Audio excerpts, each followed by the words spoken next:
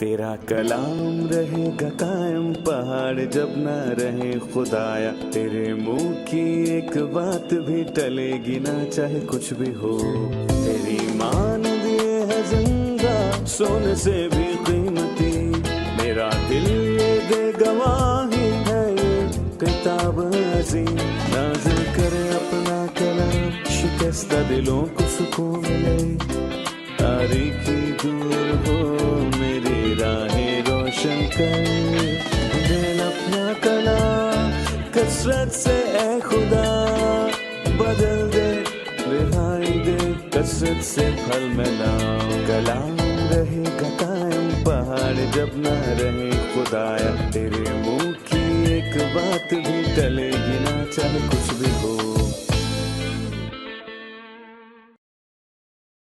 عزیز ناظرین، میں Ayad Zarif آپ تمام دیکھنے والوں کو ہمارے روز کے بائبلی مطالعاتی پروگرام کی نئی قسط میں خوش آمدید کہتا ہوں۔ عزیزو، جیسا کہ آپ جانتے ہیں ابھی ہم افسیوں کے خط کا مطالعہ یعنی آسمانی مقاموں کے خط کا مطالعہ کر رہے ہیں، اور آج ہم دوسرے باب کی 2 تا 10 آیات کا مطالعہ کریں گے۔ پروگرام کے باقاعدہ آغاز سے پہلے میں اسٹوڈیو میں موجود خدا کے خادم کا خیر مقدم کروں گا۔ خوش آمدید بھائی۔ بہت شکریہ بھائی۔ اور اسٹوڈیو میں آئے دیگر مہمانوں کو بھی خوش آمدید۔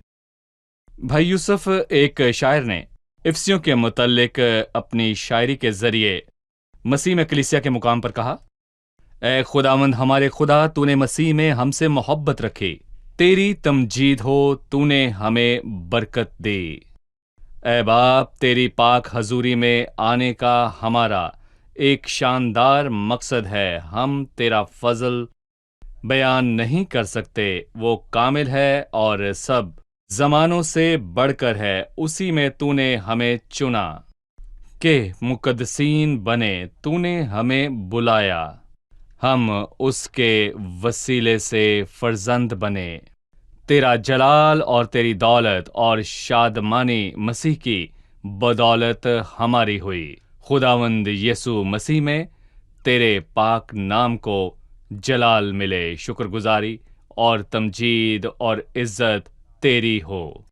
بھائی یوسف، ان خوبصورت الفاظ پر آپ کی کیا رائے ہے؟ انہوں نے اسے خوبصورت طریقے سے بیان کیا، اور ہم نے افسیوں کے پہلے باب میں بھی یہی پڑھا کہ مسیح مکاشفہ کا عروج ہے، اور پھر کسی نے یہ کہا کہ ہمارے پاس اس سے زیادہ دینے کو اور کچھ نہیں ہے، کیونکہ اس نے ہمیں سب کچھ دے دیا، وہ اس لیے تاکہ ہم مسیح میں ایک ہو جائیں، اس سے بڑھ کر اور کچھ نہیں۔ ہم اپنے عزیز ناظرین کو یہ بھی بتانا چاہتے ہیں کہ یہ گیت اور نظم ہماری ویب سائٹ biblimutaliah.com پر موجود ہے، آپ اسے وہاں دیکھیں اور ڈاؤن لوڈ کیجئے، اپنے لیے گیتوں کا البم تیار کیجئے، ایسے ہی اور بہت سے گیت موجود ہیں ہماری ویب سائٹ پر۔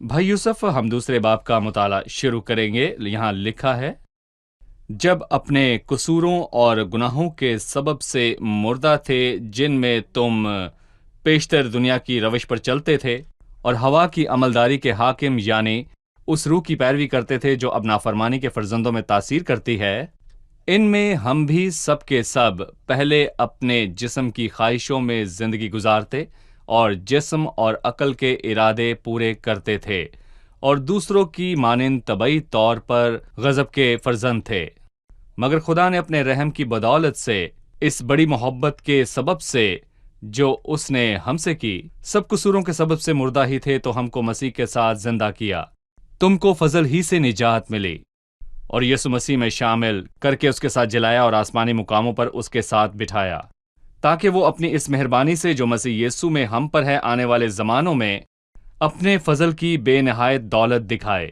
کیونکہ تم کو ایمان کے وسیلے سے فضل ہی سے نجات ملی ہے، اور یہ تمہاری طرف سے نہیں، خدا کی بخشش ہے، اور نہ اعمال کے سبب سے ہے، تاکہ کوئی فخر نہ کرے، کیونکہ ہم اسی کی کاریگری ہیں، اور یسوع مسیح میں ان نیک اعمال کے واسطے مخلوق ہوئے جن کو خدا نے پہلے سے ہمارے کرنے کے لیے تیار کیا تھا۔ بھائی یوسف، اس باب کے تعارف میں ان دشمنوں کی بات ہے جن سے انسان جنگ کرتا اور غلبہ پاتا آیا ہے۔ بھائی یوسف، آپ ہمیں انسان پر ہونے والے ان حملوں کے بارے میں بتائیں۔ اچھا ہے کہ ہم اس باب کی 1 تا 10 آیات کے خیالات کو سمجھیں۔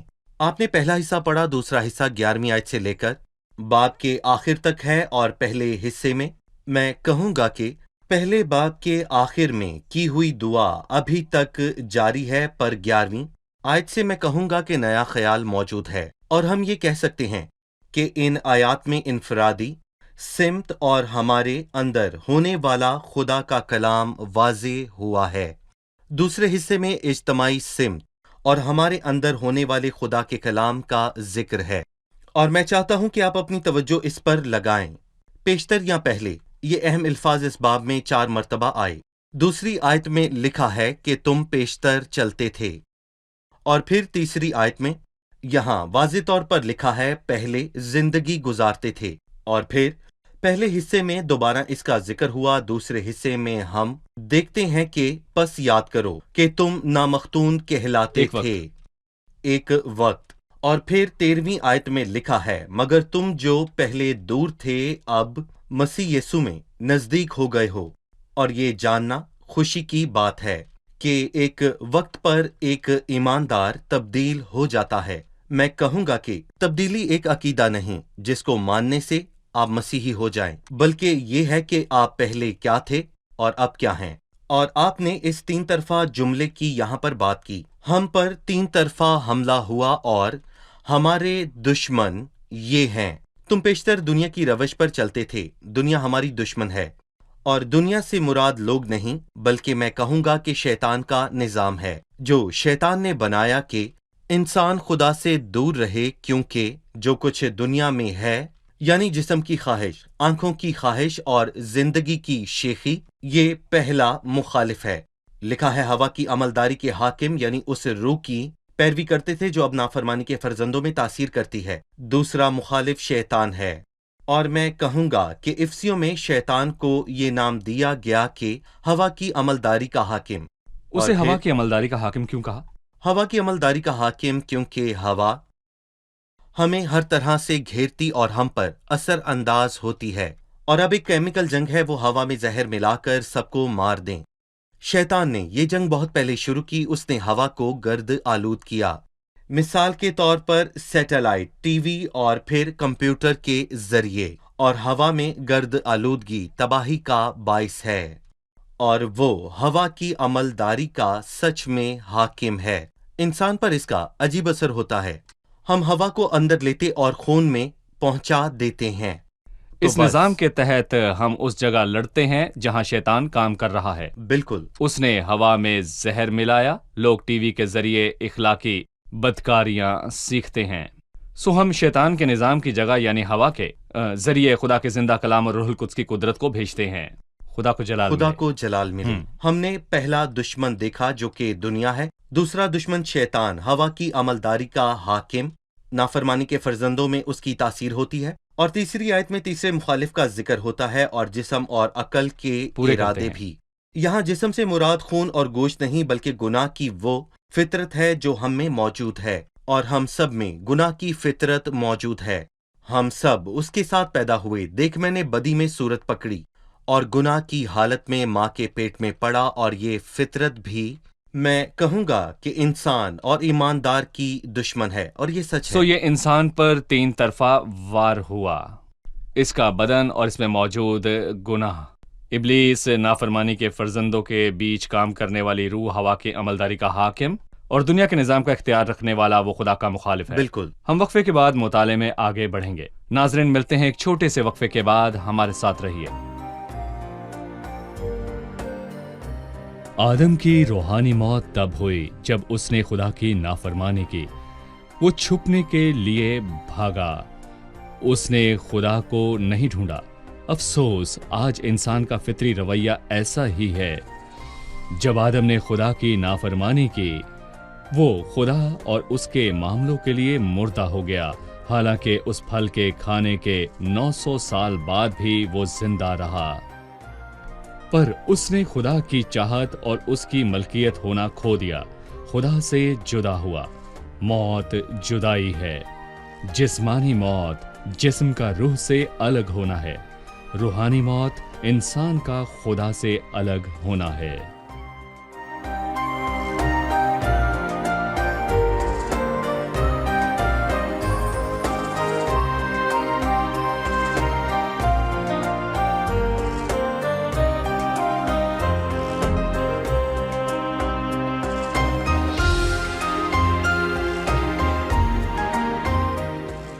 عزیز ناظرین، ہم دوبارہ حاضر ہیں تاکہ افسیوں کے دوسرے باب کی 1 تا 10 آیات کا مطالعہ کریں۔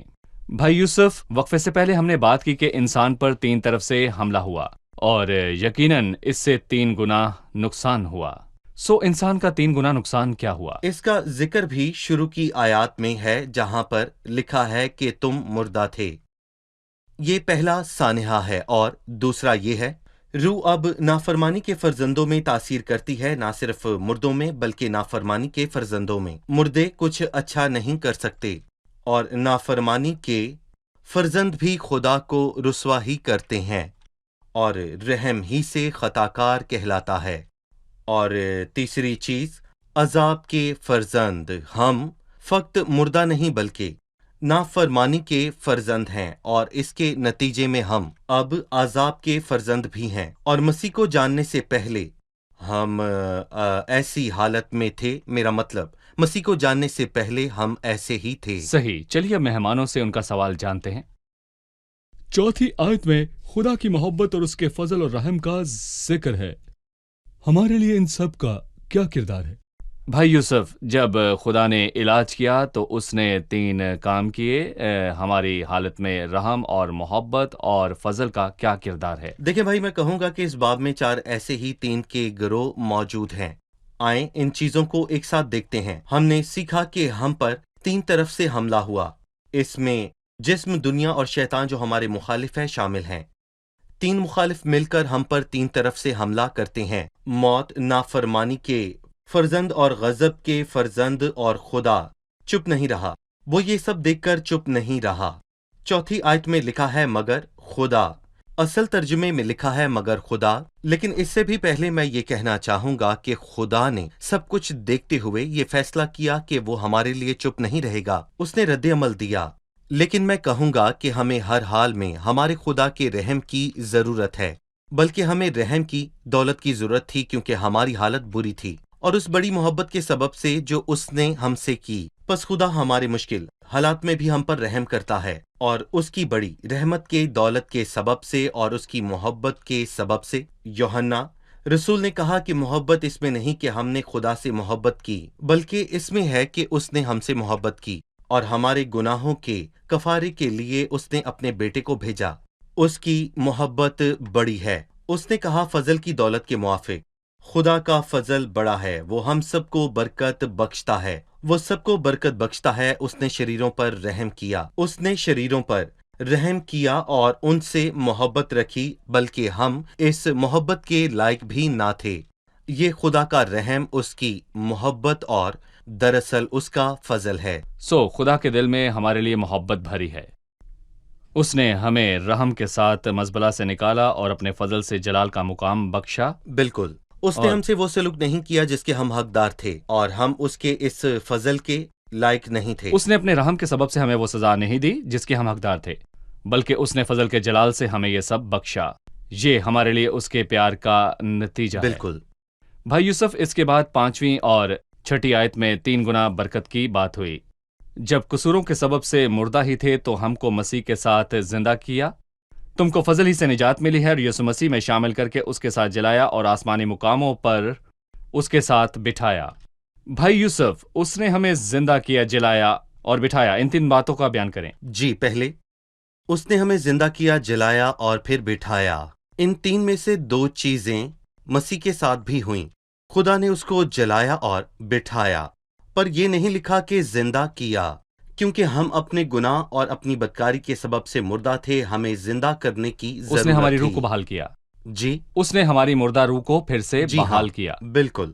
اس نے مسیح کو جلایا اور اس کو بٹھایا، اور یہ بھی لکھا ہے کہ مسیح کو اپنے داہنی طرف آسمانی مقاموں میں بٹھایا۔ جبکہ ہمیں آسمانی مقاموں میں بٹھایا، ہمیں مسیح میں شامل کر کے آسمانی مقاموں میں بٹھایا، جبکہ خدا کے داہنی طرف کی جگہ مسیح کی ہے۔ یہ اس بات کا اعزاز ہے کہ اس نے خدا کو عزت بخشی، اور یہوہ نے خدا سے کہا، تو میرے داہنے ہاتھ بیٹھ جب تک کہ میں تیرے دشمنوں کو تیرے پاؤں کی چوکی نہ کر دوں۔ بھائی یوسف، اس پر روشنی ڈالیں۔ ہمیں مسیح میں شامل کر کے آسمانی مقاموں پر بٹھایا، مطلب ہے کہ مقرب فرشتے بھی وہاں نہیں بیٹھ سکتے، پر ایماندار मसीह में शामिल होकर आसमानी मुकामों में बैठते हैं। कलीसिया के इस नुमाया मुकाम के बारे में बताएं।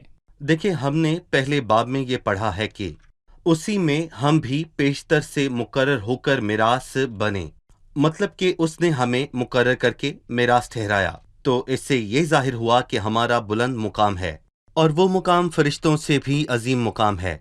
वहां पर फरिश्ते नहीं बैठे बल्कि हम बैठे हैं। किसी ने क्या खूब बात कही, जो आसमान पर जाएगा, लेकिन मैं कहूंगा कि वो अभी वहां बैठा है।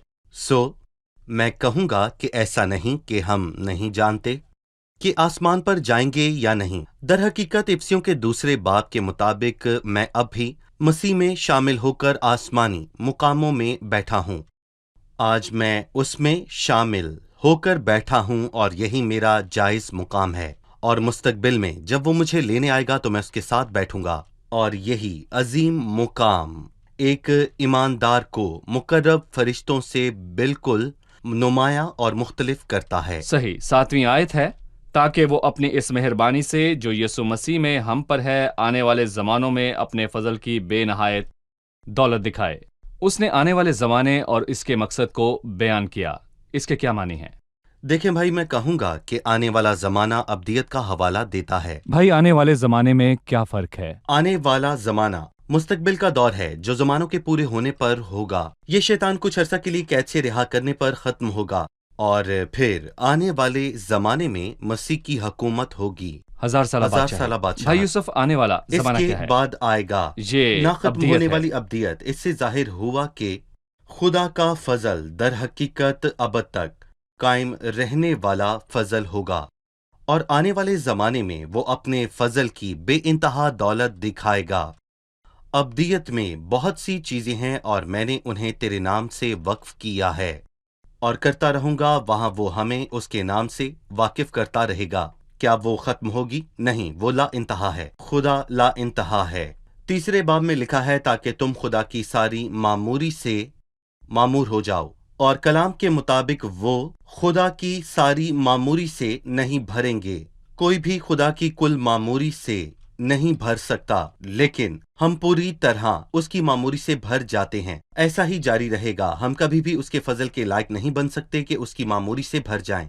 यही अब्दी खुशी है। और जो तख्त पर बैठा हुआ था उसने कहा, देखो मैं सब चीजों को नया बना देता हूँ। यहाँ हम वक्फा लेंगे, और वक्फे से पहले मैं एक सवाल करूंगा ताकि वापस आकर आप जवाब दें। इंसान कैसे बचता है, फजल से या अमाल से? क्या फजल और ईमान और अमाल सब एक साथ काम करते हैं? वक्फे के बाद इस पर बात करेंगे। अजीज नाजरीन, मिलते हैं एक छोटे से वक्फे के बाद। अगर आपका कोई सवाल हो तो हमसे राब्ता करें। खुदा उनके फजल से हम इसका जवाब आपको जरूर देंगे। मिलते हैं एक छोटे से वक्फे के बाद।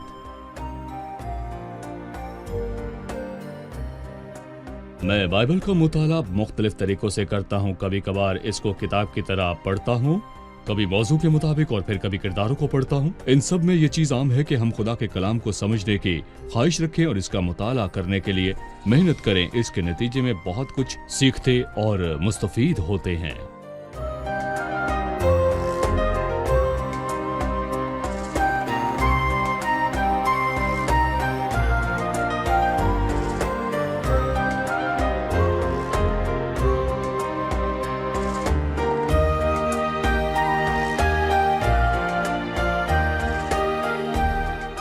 खुशामदीद नाजरीन, एक बार फिर आपकी खिदमत में हाजिर हैं। हम इफ्सियों के दूसरे बाब की एक तदास आयात का मुताला कर रहे हैं। भाई यूसुफ, हमें बताइए, क्या कोई शख्स ईमान से बचता है या अमाल से या इन दोनों से? हाँ, जहां तक फजल की बात है तो इसका जिक्र मैं कहूंगा कि पहले 5वीं और फिर 8वीं आयत में हुआ। 5वीं आयत में लिखा है, तुमको फजल ही से निजात मिली और हम में से कोई भी उस फजल के लायक नहीं। देखिए, हम किस चीज के लायक हैं? वो फजल नहीं। पौलुस रसूल रोमियो के 11वें बाब में ये कहता है कि अगर फजल से बरगुजीदा हैं तो अमाल से हरगिज नहीं, वरना फजल फजल ना रहा। अगर ये अमाल से हो तो फजल से नहीं। ये फजल से है या ईमान से? ये इनमें से क्या है? और मैं फिर से ये कहूंगा कि यहाँ पर दोबारा लिखा है कि तुमको फजल ही से निजात मिली, और फिर 8वीं आयत में लिखा है, क्योंकि तुमको ईमान के वसीले से फजल ही से निजात मिली। ये ईमान से है या फिर फजल से? खुदा की जानिब से ये फजल से है। اور ہماری جانب سے ایمان سے خدا نے اپنا ہاتھ بڑھا کر ہمیں فضل کی بخشش دی، فضل اور ہم نے ایمان سے اپنا ہاتھ بڑھایا اور اس فضل کی بخشش کو پایا۔ لکھا ہے تم کو ایمان کے وسیلے سے فضل ہی سے نجات ملی ہے، اور اس نے اس آیت میں اضافہ کیا، اور یہ تمہاری طرف سے بخشش۔ نہیں بلکہ خدا کی بخشش ہے۔ ایمان بھی بخشش ہے، اور اس نے پہلے کرنتھیوں کے 3 باب میں یہ واضح کیا کہ سب چیزیں خدا ہی کی طرف سے ہیں۔ اگر اس میں ہمارا کوئی ہم کردار اپنے ہو کاموں تو پر ہم فخر کرتے ہیں، بالکل۔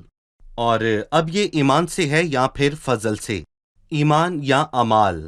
اور پھر میں کہوں گا کہ 9ویں آیت بہت ہی، اور اس میں یہ لکھا ہے اور نہ اعمال کے سبب سے ہے تاکہ کوئی فخر نہ کرے، کیونکہ ہم اس کی کاراگری ہیں اور یسوع مسیح میں ان نیک اعمال کے واسطے مخلوق ہوئے جن کو خدا نے پہلے سے ہمارے لیے تیار کیا تھا۔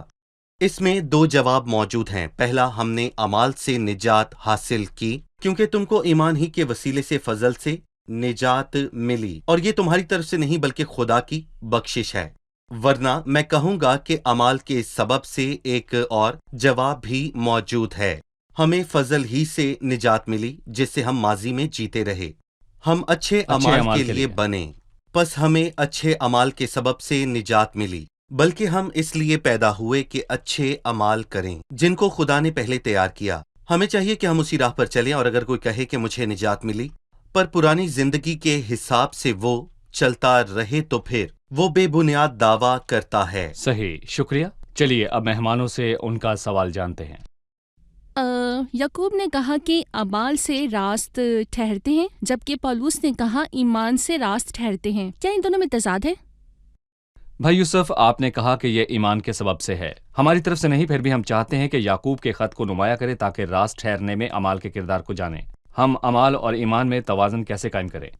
در حقیقت میں کہوں گا کہ ان دونوں میں تعلق قائم کرنا اچھا ہے، لیکن جیسا کہ مسیح نے کہا کہ لکھا ہے کہ بائبل مقدس پڑھیں تو یہ اہم بات ہے کہ راستی کا چشمہ خدا ہے، اور رومیو 8ویں باب میں لکھا ہے خدا وہ ہے جو ان کو راست ٹھہراتا ہے، اور راستی کی بنیاد فضل ہے، اور اس کے فضل سے مفت راست باز ٹھہرائے جاتے ہیں۔ اس کی قیمت مخلصی ہے، اس کے فضل کے سبب سے، اس کی مخلصی کے وسیلے سے جو مسیح یسوع میں ہے مفت راست باز ٹھہرائے جاتے ہیں۔ مخلصی راستی کا ذریعہ ایمان ہے، فضل کے سبب سے اس مخلصی کے وسیلے سے جو مسیح یسوع میں ہے مفت راست باز ٹھہرائے جاتے ہیں۔ ایمان کے وسیلے سے ہم ہاتھ بڑھا کر اپنی نجات لیتے یہ ہیں۔ ذریعہ ہے، اور پھر راست ٹھہرانے کا اعلان، کیونکہ میں انجیل سے شرماتا نہیں، خدا کی راست بازی ایمان سے اور ایمان کو ظاہر کرتی ہے، جیسا لکھا ہے کہ راست باز ایمان سے جیتا رہے گا۔ اور میں کہوں گا کہ راستی کا سرچشمہ ہمارا زندہ خدا ہے، اس کی بنیاد فضل، اس کی بنیاد مخلصی، اور پھر اس کا میں کہوں گا ذریعہ ایمان ہے۔ راست بازی کا اعلان انجیل ہے، اور مسیح یسوع کا جی اٹھنا اس بات کی یقین دہانی ہے کہ وہ ہمارے گناہوں کے لیے حوالہ کر دیا گیا، ہم کو راست ٹھہرانے کے لیے اسے جلایا گیا۔ اور پھر اس کے بعد 7واں نقطہ ہے راست بازی کا ثبوت جو اعمال ہے، راست بازی کی نشانی، راست بازی کی نشانی، اس کا ذریعہ نہیں۔ اس کا ذریعہ نہیں۔ دیکھیں، اگر آپ ایمان لائے تو کیا یہ تو شیطان بھی کرتا ہے۔ اصل بات یہ ہے کہ اپنے اعمال سے اس بات کا ثبوت دیں۔ اور پھر میں کہوں گا کہ افسیوں میں بھی یہی تعلیم ہے، مسیح یسوع میں ان نیک اعمال کے واسطے مخلوق ہوئے، اور اگر نیک اعمال نہ ہوں تو آپ بچ نہیں سکتے، آپ صرف اور صرف دعویٰ کرتے ہیں، اور اگر ایمان کے اعمال نہ ہوں تو آپ صرف اور صرف یہ دعویٰ کرتے ہیں کہ آپ کو نجات ملی ہے۔ پولس رسول نے رومیوں اور یہاں اس خط میں یہی بات کی کہ راستی کا ذریعہ ایمان ہے، ہم ایمان سے ہاتھ بڑھا کر اسے لیتے ہیں، اور یعقوب رسول نے بھی لوگوں کے سامنے راستی کا صحیح ثبوت دیا اپنے اعمال سے۔ یہ اعمال ایمان کے نتیجے میں ہے۔ جی، نیک اعمال کے واسطے مخلوق ہوئے جن کو خدا نے پہلے سے ہمارے کیا لیے تیار کیا۔ اس سے ایک اور سوال پیدا ہوتا ہے، انسان کے اعمال اس لائق کیوں نہیں کہ اور کوئی راز ٹھہرائیں اور نجات بخشے؟ بھائی یوسف، کیا انسان نیک اعمال کرنے کے لائق نہیں؟ نیک اعمال، راستی کے اعمال، ہم کس پیمائش کی بنیاد پر اعمال اور نیک کاموں اور راستی کو دیکھتے ہیں؟ دیکھیں، اپنے طور پر ہم کچھ اعمال کو نیک کہتے ہیں، پر سوچنے والی بات یہ ہے کہ در حقیقت خدا کا پیمانہ کیا ہے۔ یسایہ 64:6 میں یہ لکھا ہے کہ ہم تو سب کے سب ایسے ہیں جیسے ناپاک چیزیں، تو ہماری ساری راستی ناپاک لباس کی مانند ہے۔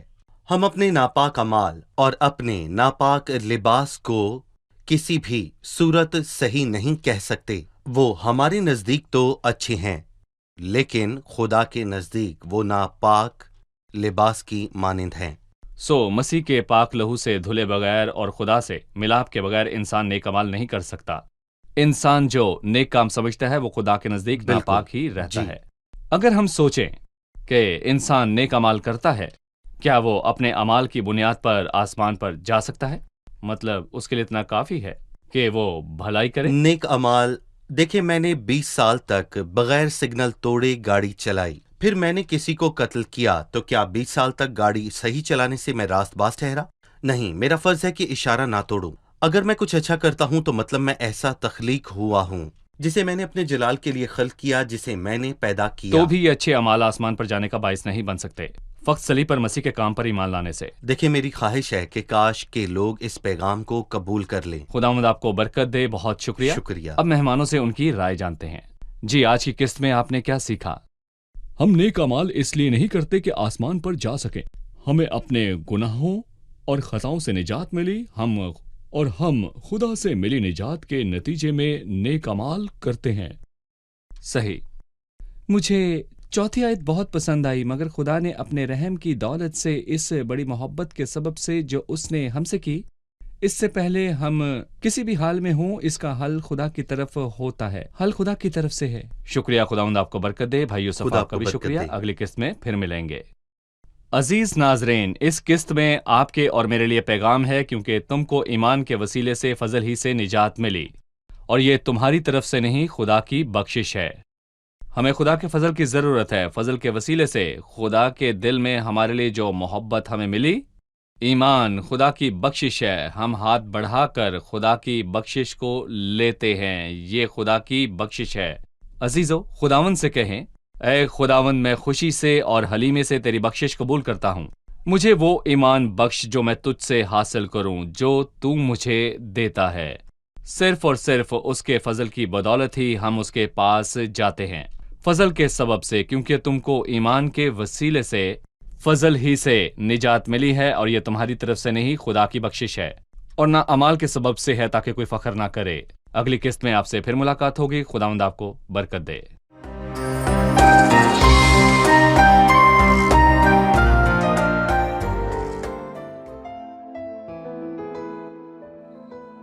تیرا کلام رہے گا قائم، پہاڑ جب نہ رہے خدایا، تیرے منہ کی ایک بات بھی ٹلے گی نہ، چاہے کچھ بھی ہو۔